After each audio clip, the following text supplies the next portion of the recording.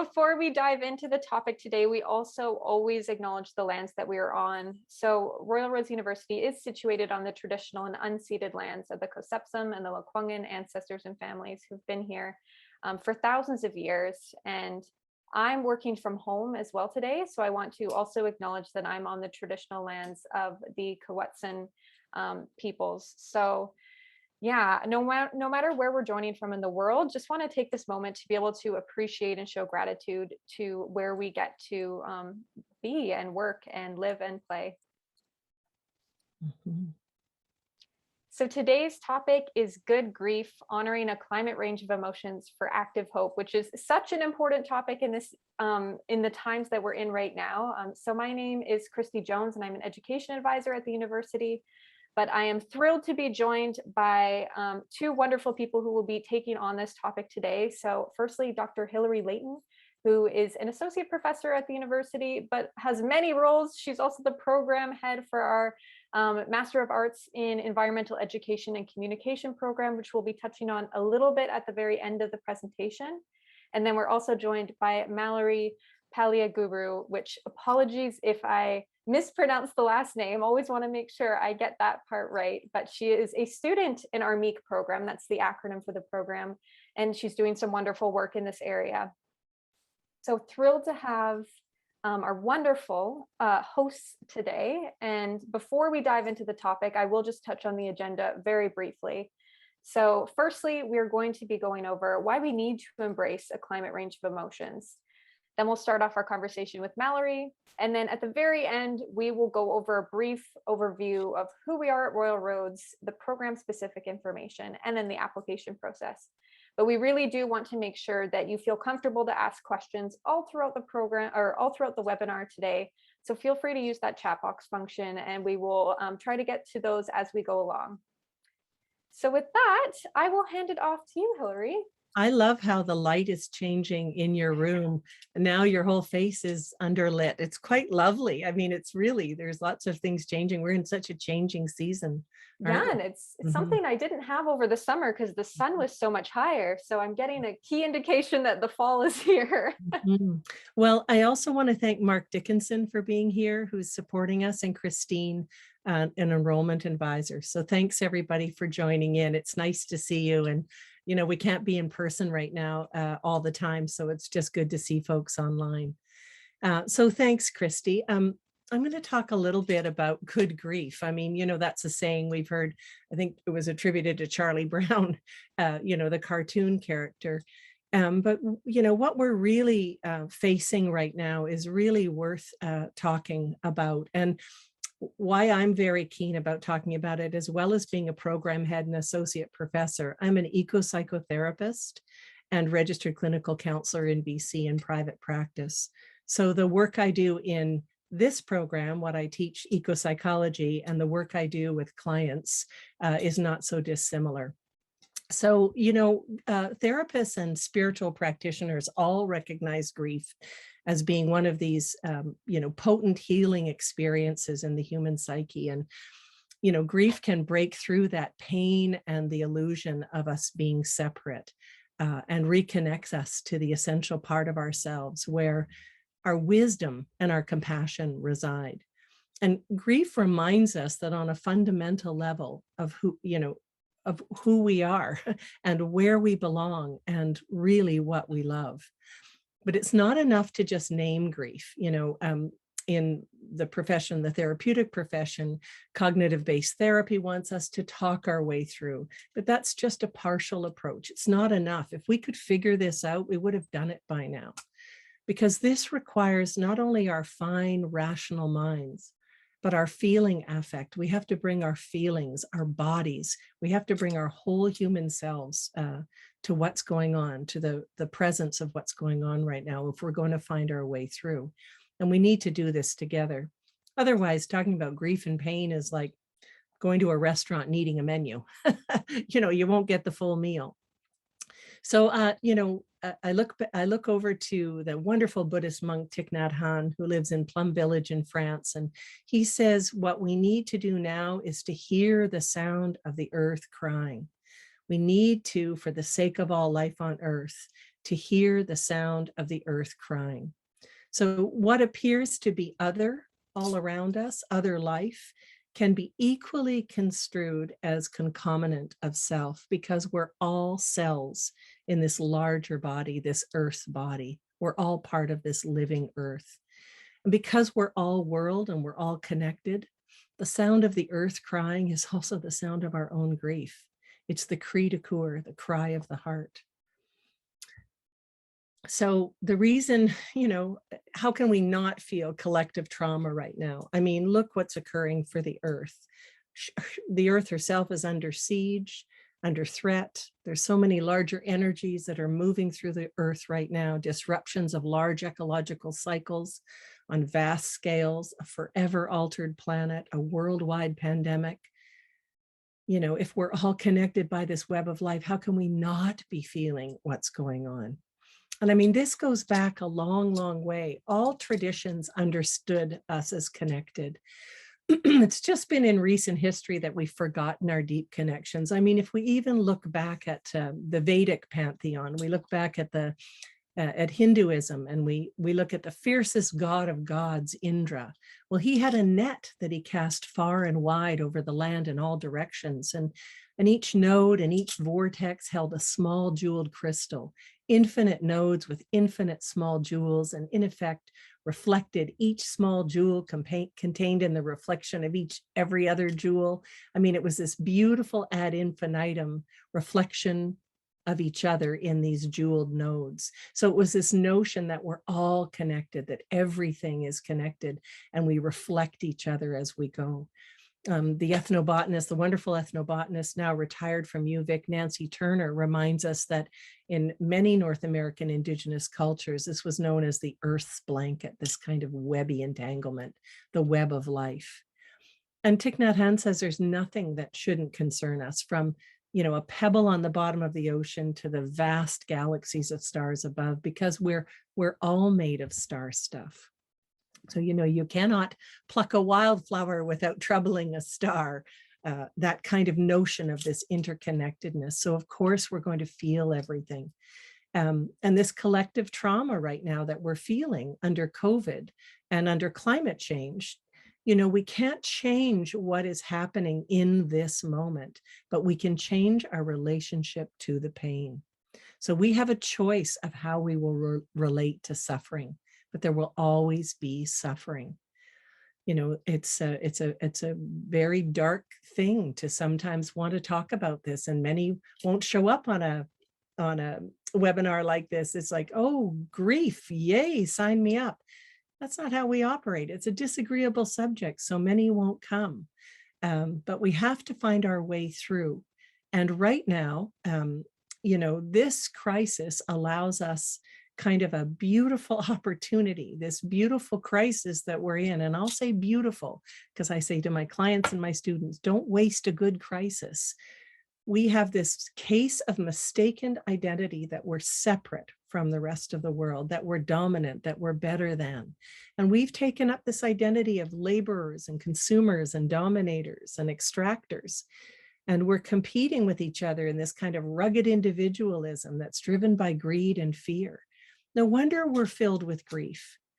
So we need to be able to turn toward this crisis at this time and not look away from our pain, but we need good guides to do this. And, the modernist worldview of dualisms and dominance says growth at any cost. That's the ideology of a cancer cell, by the way. And I just, I'm really urging my students and my clients not to succumb to this pathology of cynicism, this idea that, that we could be separate or apart from nature, because we are in fact nature. And it's time we acted our age, all 4.5 billion years of it.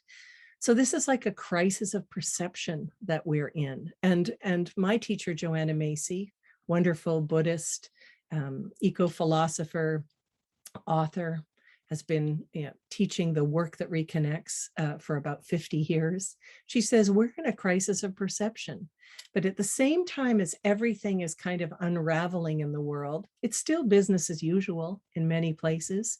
And at the same time, things are turning in a positive way. So you've got business as usual, the great unraveling, and this great turning. So what we require now is a different idea and experience of self in relationship to all life. And when we come into that relationship in a more profound and present way, even when it's difficult, we build empathy and compassion for all of life. And in her work, the work that reconnects, she says, we need to start in gratitude. And I know that can be really difficult, especially in the face of what we're experiencing right now. But I understand that gratitude and grief are actually sisters. They're the same currency, the same coin, just different sides. So we need to come to profound gratitude, to drop right into this present moment and say, what is here? What is here to celebrate? Even in the face of difficulty, what is here? It's like bringing offering our beautiful attention to what is here in this moment. That taste of that strawberry on your tongue this morning, how sweet that cookie is you ate, how warm my scarf is when I put it on in a blustery day. Just a simple, beautiful, gratitude for this moment. And it helps us also to drop in and see who else is here in terms of the natural world, so we can deeply identify with the life of others. And, having this kind of gratitude gives us a deep structure to be able to do the kind of healthy grieving, kind of embrace this climate range of emotion that we're feeling, the outrage at the injustices, the fear of not knowing what's coming, the grief of what we've lost and loved or are losing in a forever altered world. And sometimes the emptiness and numbness that we all feel too, because we do.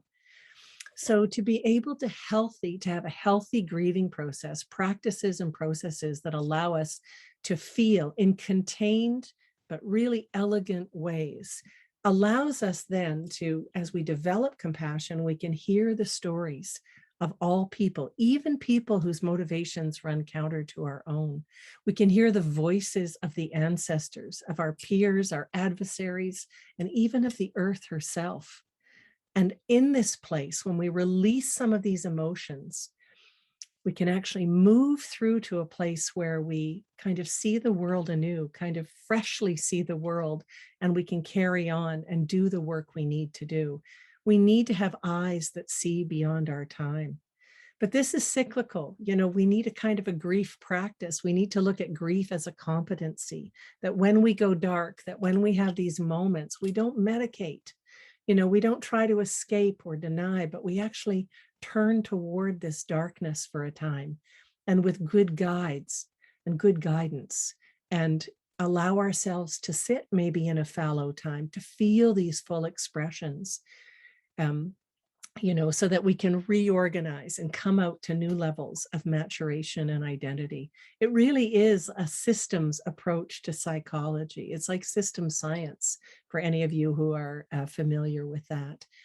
Because, when we're in fight or flight mode all the time, neuroscience will teach us that we can't make good decisions because we're always hyper aroused. We can't make any reasonable decisions. So we need to be able to drop in and get present and find some of these practices that allow us to become present to what is and to feel our way through, not just think our way through.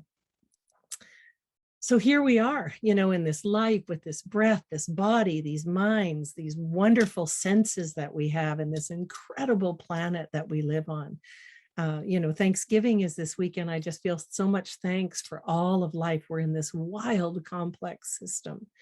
And so I say, this is the time to look at this competency, grief and gratitude, these two things, grief and praise, which are necessary. And really, if you think about it, grief, loving what we've lost or are losing, gratitude, praising what we love, the currency here is love. What lies under grief is our deepest love. It allows us, when we drop in, to have this capacity, this groundedness, this ability to respond in conscious awareness, to act more wisely and make good decisions. You know, this week I did a video with our president on gratitude, but I would be remiss if I didn't speak about grief in that same breath. So I did.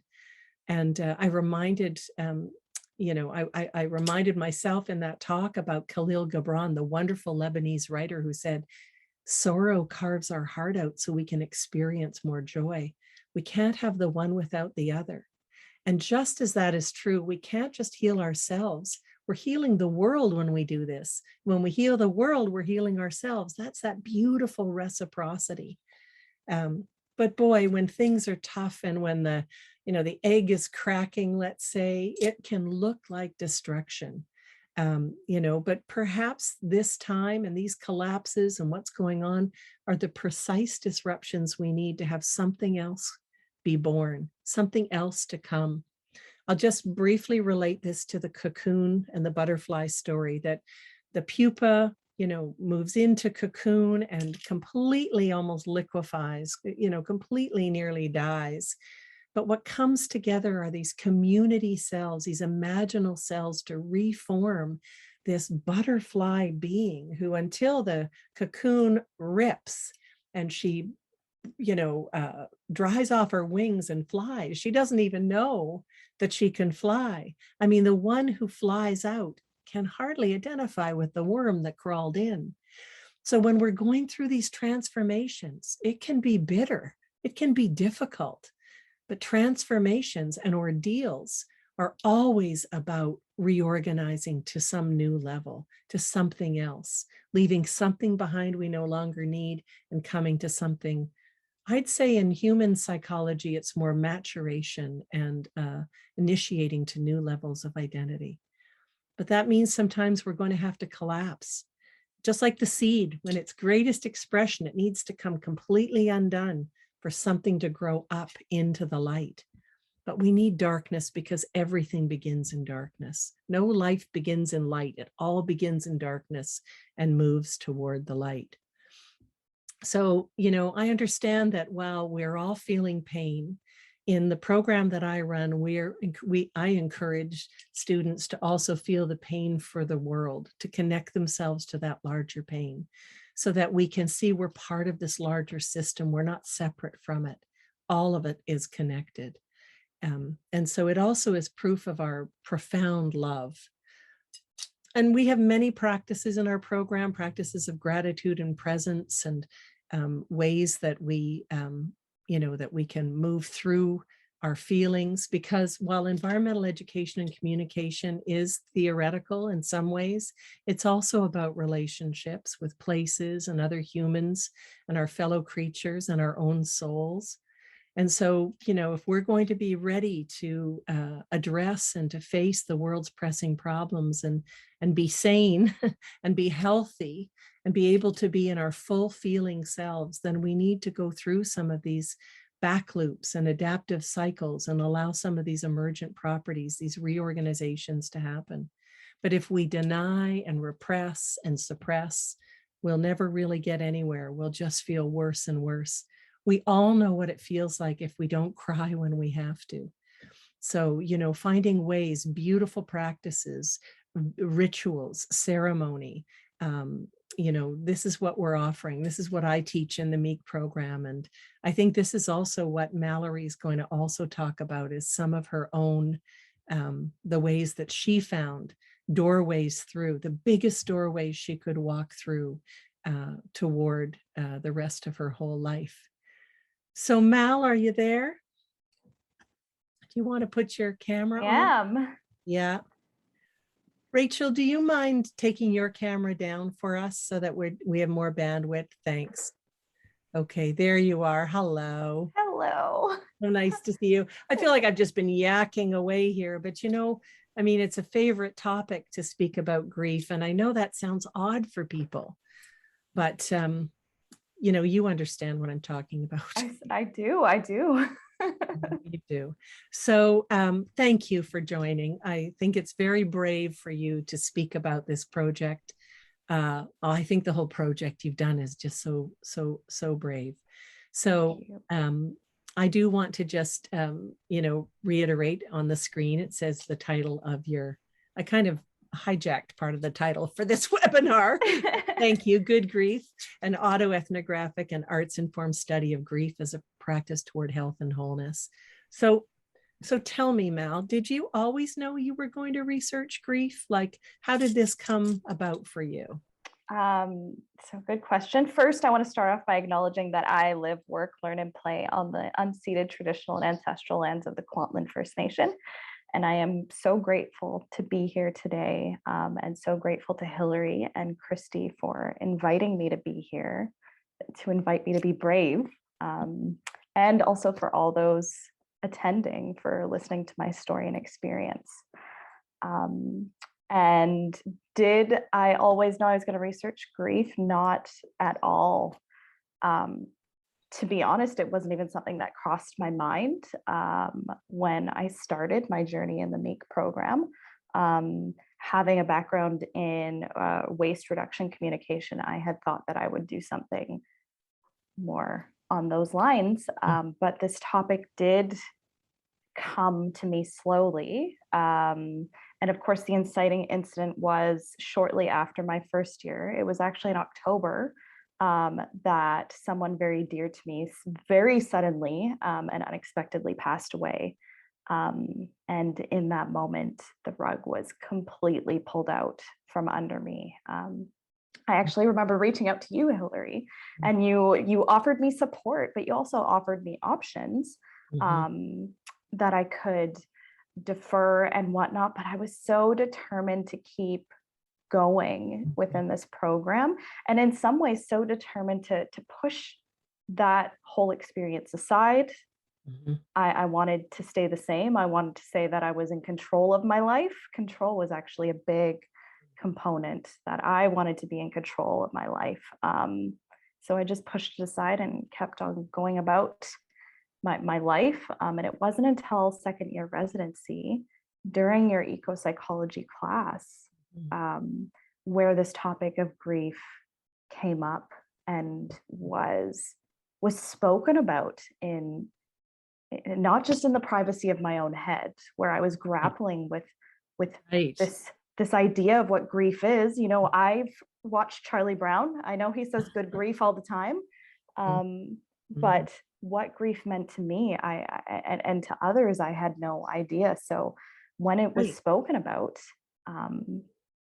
that is when I started to engage with my own grief. You know, you make a good point, Mal, about how our society has so easily reduced grief to a private pathology, or it's your own private neuroses, or go get over it, and you know, you should be over it by now. And but also your natural response is to push it away. You know, you want to return to homeostasis. You want to come back to self-regulation. You want your life back. You want to say that, you know, just get that out of the way, because we haven't really been taught to turn toward or to embrace, you know, our big feelings. And I had absolutely no idea. And I know, like, I went through quite a long phase of buying things. I was a shopaholic, I would say. Whenever I started to feel incredibly overwhelmed, or like just like the walls were starting to cave in, I would buy something. And that's not odd. Think of Bush after 9/11. He said, go shop. I mean, when we're feeling so much pain and such a hollowness, we want to fill it with something. We want to fill it with shopping or TV or wine or cheese, or, you know, I mean, it's just a natural proclivity to try to do that. So tell me, after second residency, about what you designed, what happened for you, what came up for you about, you know, your research. How did it come? And maybe if you could touch on some of the practices that you learned. Okay. Yeah. So it was after second residency. I remember reaching out to you, and I was like, this topic that I had chosen did not feel right. Like, I'd just gone through this experience with you talking about grief. And so I know that you've said previously that a master's degree in many ways is a mastery of self, or a discovery of self. And grief seemed to be the topic that I needed to continue delving into. Yeah, you couldn't go very far from it. I know. No, I it was see it was just coming always for you. there. Mhm. Yeah. So to get somewhat technical at first, my research project is a mixed qualitative approach using autoethnography and arts-informed research. But the way I decided to, and with definitely guidance from you as well, I chose to use Francis Weller's 5 Gates of Grief. Francis Weller is a well-known writer, psychotherapist, and soul activist. He's written a book which I used quite heavily, The Wild Edge of Sorrow, Beautiful. Rituals and Renewal. I think actually The Wild Edge of Sorrow, Rituals and Renewal, and The Sacred Work of Grief. Yes. Which helped me build my process for my major research project. And those 5 Gates of Grief that I wanted to use as waypoints to help me explore my grief were everything we love, we will lose. Mhm. And the second one is the places that have not known love. Number 3 is the sorrows of the world. 4 is what we expected and did not receive. And 5 is ancestral grief. Mhm. And How did you do this? Those are the Okay. themes, but how did you how did you visit those gates? So I decided to choose a sitting spot to place bond outside in nearby nature for an extended period of time. So I chose to spend 1 week exploring each gate of grief. So 1 week I would be outside no less than 30 minutes. It was usually more than 30, like around 60 minutes that I would be out there. And I would journal, I would sit, I would reflect by supplementing that with like readings from Weller and whatnot. I would spend time, like make space for my grief and use those gates as a way into Like an my entry grief. point. Yes. Right, like an entry Yeah. point. So you would sit out in the same place in Mhm. nature. Is it once a week or a couple of times a week, or how long? It was so in my proposal, I said no less than 4 times a week. Mm, But what I found is I ended up going out more than 4 times a week. It ended up being a space for me to go out and grapple with so many of these topics that I'd never given myself space. And so Mal, why the art? Where did the art making come in, and how has that helped, or what has that done for you? And what are you making? So the art space component, art in so many ways, when words fail, our art can speak clearly. And since this was so deeply personal, art did end up being a major component because it is a genuine form of expression. Mhm. And I chose watercolor as my medium. And I wasn't quite sure what to expect, but I tried to go in with little in the way of expectations. I had my framework, which was my proposal, and I was going to go with watercolors. And what came out was just was so genuine of my experience in those gates of grief. But it was just another way to express my experiences. So given your practices and your experiences and the art that emerged and all of this process, do you think grief as a practice will help us connect more with, self and others? I mean, you're speaking of your own personal grief, but has this got any broader implications, do you think, for us humans, our culture, our own broken hearts? Yeah. From my personal experience, it has certainly helped me connect more with myself. And by connecting more with myself, I am able to connect more with others. I didn't really talk much about shadow work, but shadow work was definitely a large component of my research. And So, and not What do only you that. mean by shadow work? We will just quickly, I mean, it's, Okay. can't say it quickly because I mean, I know it's a deep topic, but for someone who might not know what that means. So Shadow work is just the process of, so I go back to Robert Bly, who is the author of a the little book. book, Human Shadow. Yes, thank you. Yeah. And how the human shadow is the parts of ourselves from even a younger age that maybe we think is not lovable, or something that we don't think is good, that we just put into this bag that we carry over our shoulder, like we push it away into darkness. It's somewhat like an operation. We take parts of ourselves away that we don't connect with, or we don't feel are lovable, and we take them away from ourselves. So shadow work is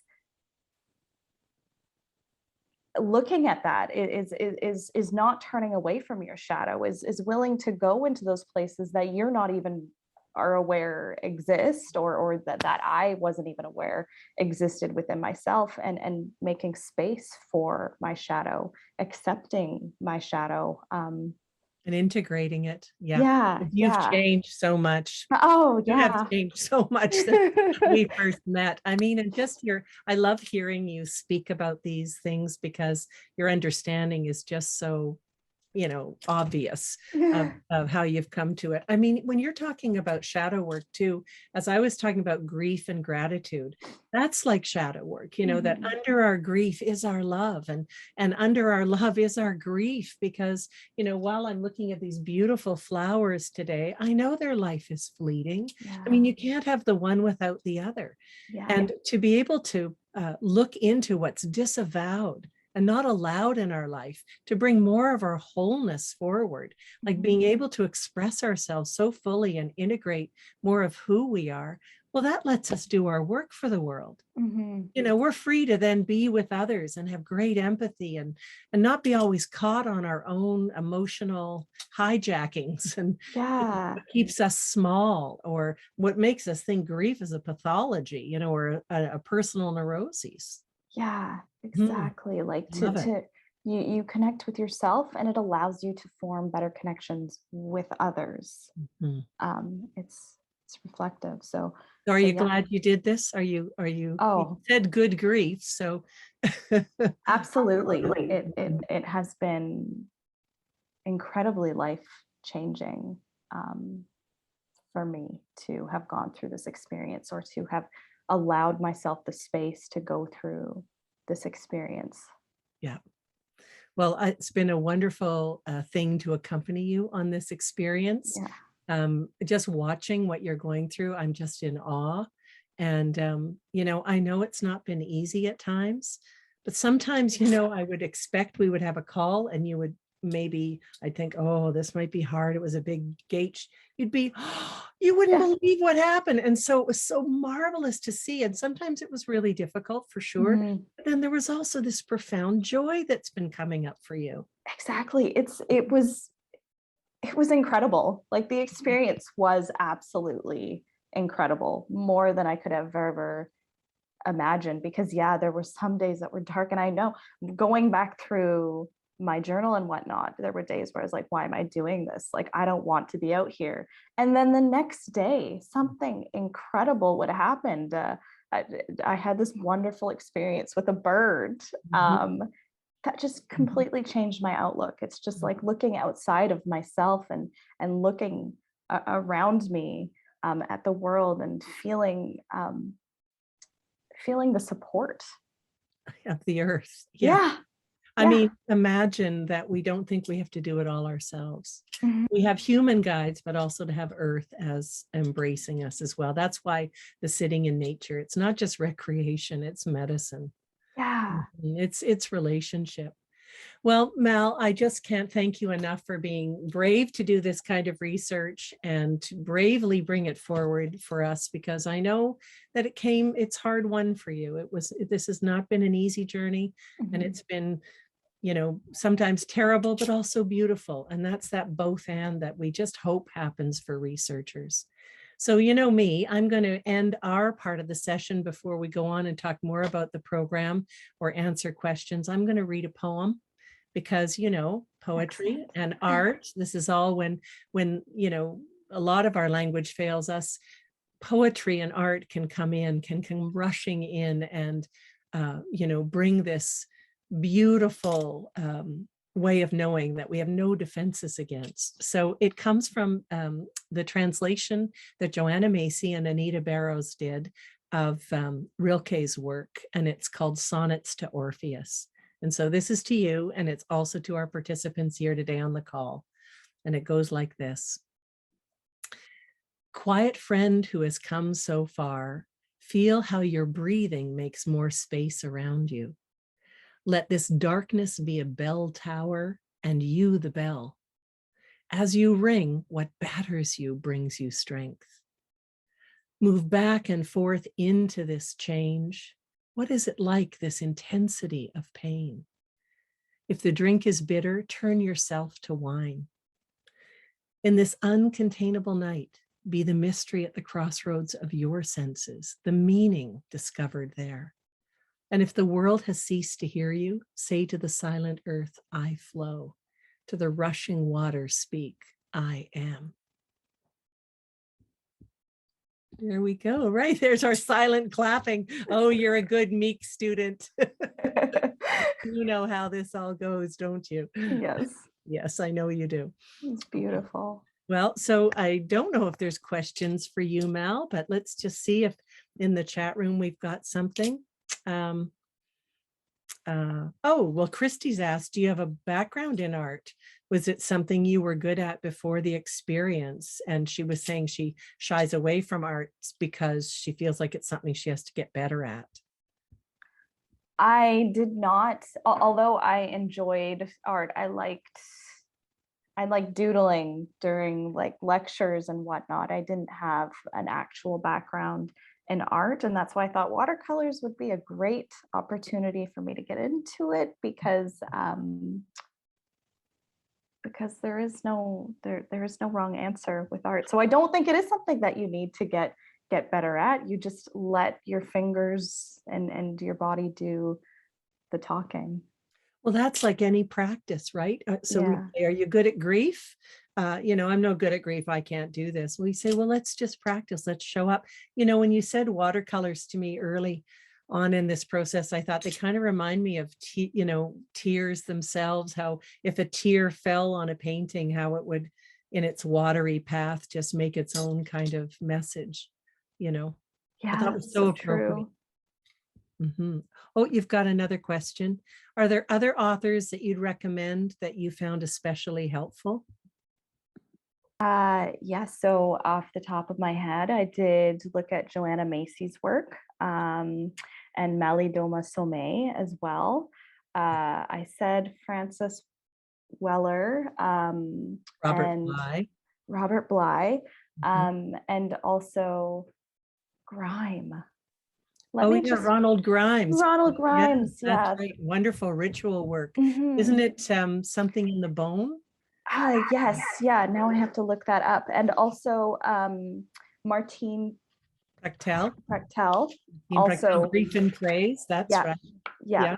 And Uh, some Bill Plotkin too, I think. oh yeah, Bill Mhm. Plotkin was wonderful. Wild Mind. Yeah. Oh, Beautiful. so good. Mhm. It is Deeply Into the Bone, Reinventing Rites of Passage by Ronald Grimes. That one was And also, Malidoma Some's work, the Healing Rituals of Africa, he does yeah. beautiful work. And he and Francis Weller are friends. Oh Yeah. yes, because I have heard Francis Weller speak of Some's work. Yeah, Mhm. and say that he visited Mhm. his village and whatnot. Yeah. And Francis Weller says that this work, by and large, this work of acknowledging grief and acknowledging our outrage and acknowledging all of this climate range of emotion, this is soul hygiene. This keeps us clean. You know, Joanna says it too. It's despair work keeps you clean so you can do the real work, you know. So it does feel like a kind of cleansing when we've cried and we've let these things go and we can move forward and see the world with new eyes and do the work we need to do. Mhm. Mm-hmm. So good. What have you got here? One more thing that says thank you from the woman who was asking about your the other authors. Well, You're thank so you. welcome. So Yeah. wonderful. We had a wonderful time to chat, and I look forward to seeing you again soon. You and I were just finishing up your oh, what is Some's Malidoma Some, and I can Some write is that. Some, and Mal can put it in the chat box. Yeah. And Malidoma's wife, I think her name is Sobanufu Some. She's wonderful too. She has a beautiful set of CDs on grief, I think, and on ritual. Yeah. So there's a lot of people who have done this beautiful grief work. Yeah. Thank you, Mal.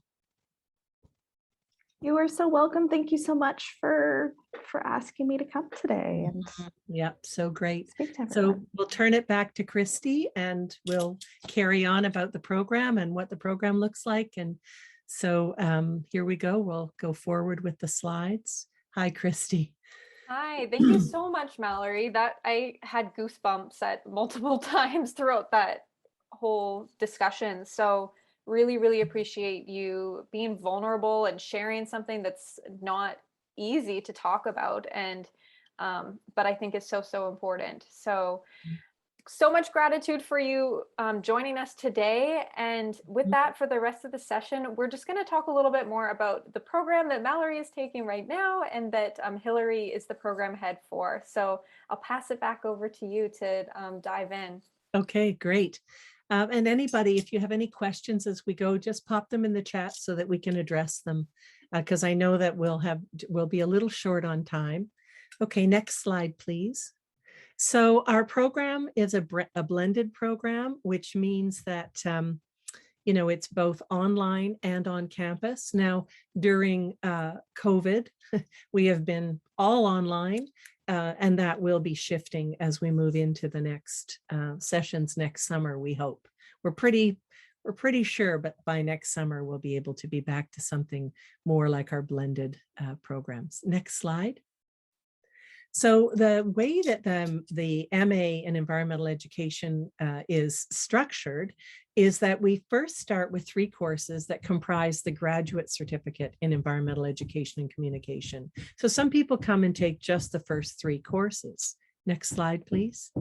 And that's just 5 months long. So it's 1 3-week on-campus residency and then 1 online program, and it's 9 credits. So next slide, please. The courses are the same for the MA, the diploma, and the graduate certificate. But the graduate certificate is just these 3: developing environmental understanding, foundations for environmental communication, and then a learning theory and program design course. So you kind of get the best of all 3 worlds in that GC for the first 3 courses. Next slide, please. And then if you stay on further, most people, sign up for the whole MA, but if you decide to just do the graduate diploma, next slide, please, it's a year long. And it's got the two residencies that happen in the 2 summers. And it's got the whole year online, and it's 24 credits. And these are the courses that you would take for the diploma. So the first 3 again, and then you take a systems perspective course. You do a research methods course. You do a course on worldviews and ethics. And in the second residency, you would go to a field school in an Indigenous coastal community to learn 586, the Biosphere and Sustainability course. And you'd come back on campus for 2 weeks with me for ecopsychology at the intersection of theory and practice. So the diploma is all the coursework. Next slide, please. If you are doing the full MA, next slide, please. That means you'll be doing 2 and a bit years. You've got the 2 on-campus residencies, just as you do in the diploma. You've got distance and face-to-face learning, but it's 36 credits because in addition to the coursework and the residencies, you would choose either a thesis for 12 credits or a major research project and an elective. So the major research project is 9 credits and the elective is 3. And what Mallory was talking about, her MRP, was the major research project. That's what she's doing, something very applied. The thesis is a bit more of a deeper dive into the literature and the theories, whereas the major research project is a little bit more scalable. It's still very rigorous, but it has more of an applied nature in its knowledge product. Next slide, please. So again, here are all the same courses that you would do in the diploma up until you choose the thesis, 690, or the MRP and an elective course. Next slide, please. Wonderful. We're actually on next to we're on to the application process next. So if you have any questions about what Hilary has just gone over or what we're about to go over, feel free to leave a question in the chat box and we will be sure to get to that. So we have what we call standard admissions and flexible admissions at Royal Roads. So I will go over the standard admissions first. And what that would look like is a 4-year or comparable undergraduate degree in a related field with a minimum GPA of a B from a recognized post-secondary institution, then at least 2 years of relevant work experience or volunteer experience, or a combination of both. And then applicants who meet the degree requirements, but not the GPA requirements, will normally be required to take our academic writing and critical thinking course and obtain a B in that one. So this course, we hear from many students, is actually very valuable to take. People get a lot out of it, and it's offered several times throughout the year.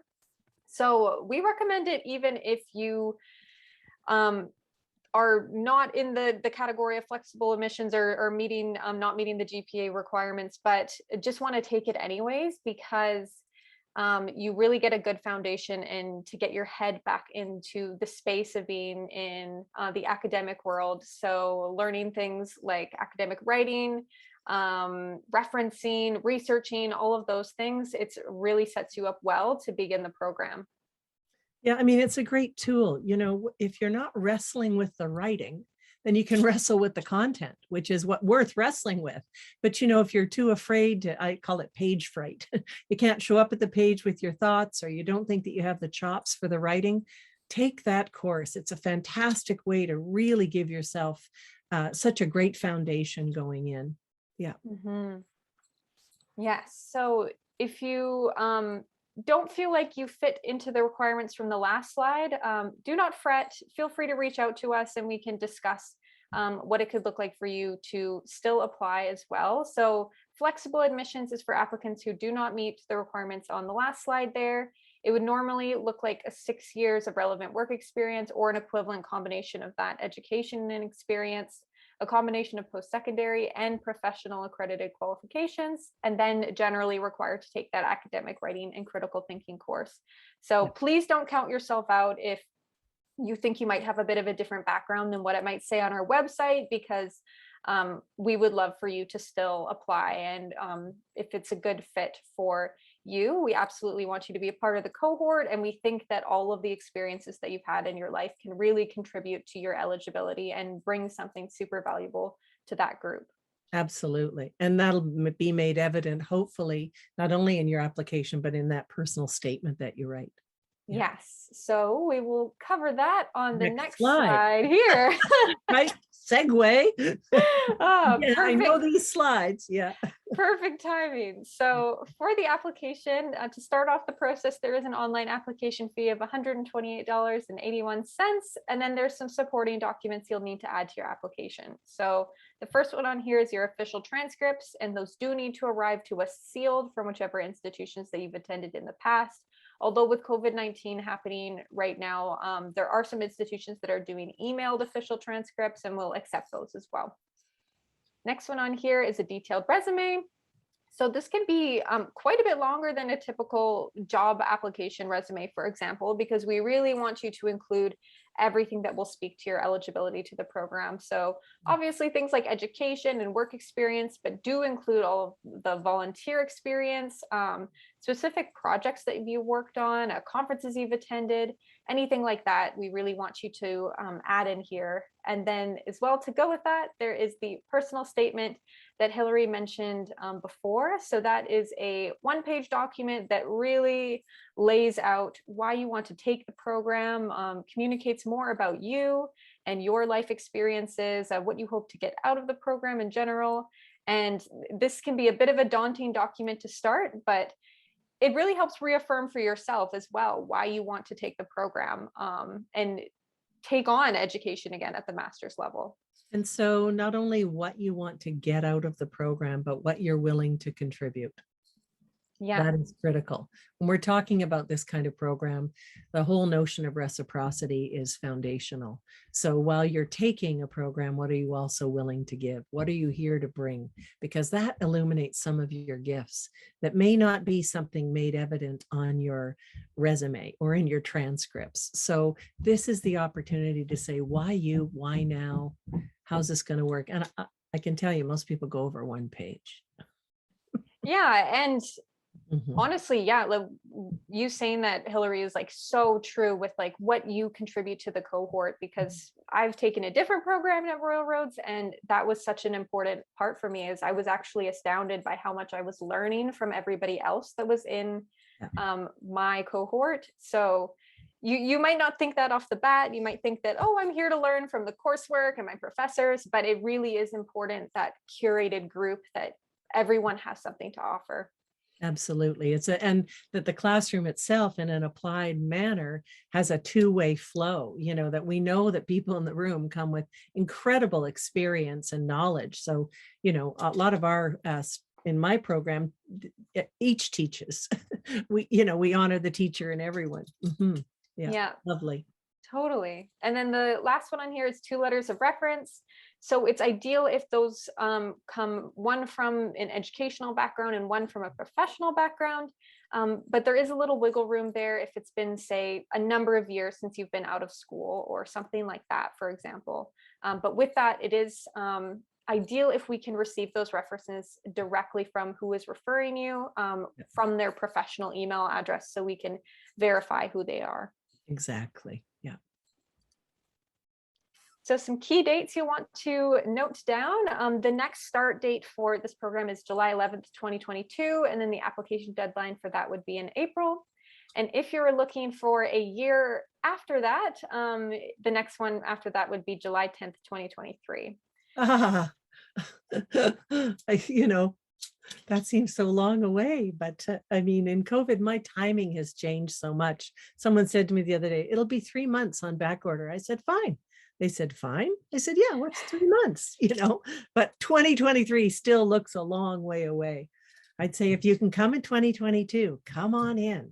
Mm-hmm. Yeah, no better time than now. But of course, the options are there if you are looking for further down the road. But time does go by fast. And if you are thinking of applying for that July intake, it's always best to start thinking about your application as early as possible, because the sooner you apply, the sooner we can let you know if you're in the program or not, and you can start shifting around your schedule and figuring things out to make it work for you. So another important resource we have is our financial aid team. They are incredibly helpful. We've had many students successfully secure different funding opportunities. We actually did a webinar on just that in, I believe it was April, some students who've done some amazing work with the help of different funding options. So definitely don't count yourself out from this here. And it's something to really look into and reach out to our team if you want to know more about different awards and bursaries and scholarships you would be eligible for. Yeah. So if you do want to reach out with any questions, our enrollment team is also a wonderful resource. Christine has been popping many helpful links and comments in the chat box today, and she's just one example of our amazing team. So you're welcome to reach out to her directly by the contact info that I believe she's put in the chat box, or as well, you're welcome to reach out to the email here. So it's learn.more@royalroads.ca. And if you'd be applying as an international student, you'd want to reach out to learn.more.international@royalroads.ca. And they are just here to help, and they're so wonderful. So I love seeing that, these pictures of these students. This is fantastic. Yeah, all of these photos have been from our campus or from students who've taken this program. So it's so great to be able to have that little snapshot into the wonderful folks who take our programs. At this time, this is our last slide here, but I'm just going to scroll over the chat box really quickly and make sure that we haven't missed any questions. I think we've done it all. Yeah, I will just quickly read out just for the folks who are watching the recording afterwards and don't have access to the chat. We had one question here. At one point in the MA, is it recommended for students to decide on a thesis or a research project? And then Hilary, you answered, by the time you are in the research methods course in the spring, in the first year, you will declare this choice. So thank you so much. Yeah. And you don't ever do that on your own. I mean, that's a conversation. From day one in this program, when students come in, I have a one-on-one with every student because of course you've jumped through the hoops to get here and you've, gotten yourself here and been accepted and then whoo. And then sometimes that first residency, you can even wonder, am I supposed to be here? Is this right for me? So we have a good 20-minute, half-hour conversation to really remind you why you're here and pull on some of those early ideas for research, those threads that you're bringing, those bright threads of you that you're curious about, things you might want to pursue. And so as you're reminded of that, as you go through your coursework, you can carry those thoughts through. And when you get to your research methods course, that's where we start to really look at it and say, well, how would this work? And how might I do this? And sometimes, like Mallory, you have a change of heart when you've even gone through the research methods course and you have best laid plans and you still have some coursework to do. And then you say to yourself, well, I must pursue this. But you've already got these patterns in place from the methods course. You know how to write a proposal, you know how to pursue things. And so you've got all kinds of support to do it. So this is what we hope for, that you're doing things that are authentic to you, that are meaningful, and that you can apply into the world. How we'll make a world of difference. That's how we'll be world changers, change makers. Yes, exactly. Question here. I'm very interested in the program, but I wonder if my background might be more well suited to another program in the department. Is there someone I could speak to about that? You are welcome to reach out to our enrollment team to dive into the programs a little bit more. So Christine has, yeah, absolutely. So the program folks can give you my email. Yes. So if you reach out to Christine at the email that she popped right above there, that's a great starting point. And then they can always then connect you on to Hilary to dive into it a little bit more, because we really do want to make sure you find a program that's a good fit for you. Yeah. And we're all in this together. I mean, we've all worked in different parts of the university, so I'm familiar with most of the other programs. And so we're all interested in you getting to the right place. Yeah, that's for sure. Thank you, Christy Jones. I love that you were here with us today. It was so great to see you. You're always a pleasure to work alongside. Oh, thank you so much too. Yeah, with that, we are ready to close out our session. But yes, Hilary, as always, thank you so much for guiding us through our webinar today, and to Mallory, who was able to share so much about the work that she's doing. It's amazing. Yeah. To Mark and Christine for helping us behind the scenes. And as well, of course, all of you for joining us today. It's really special to be able to have everybody here together and listening in on what we've been working on. So with that, please with Thanksgiving in mind too. So giving thanks here, but also take a walk if you can. Give thanks to the world. Offer something of yourself to the world if you can. Yes, Bring exactly. To the world. Yeah. Bring your love and attention and care to the world. Yeah. Okay. Perfect. That is a wonderful note to leave it on. Alrighty. Have a wonderful day, everyone. Bye-bye. Thank you, everybody. Bye-bye. Thanks again.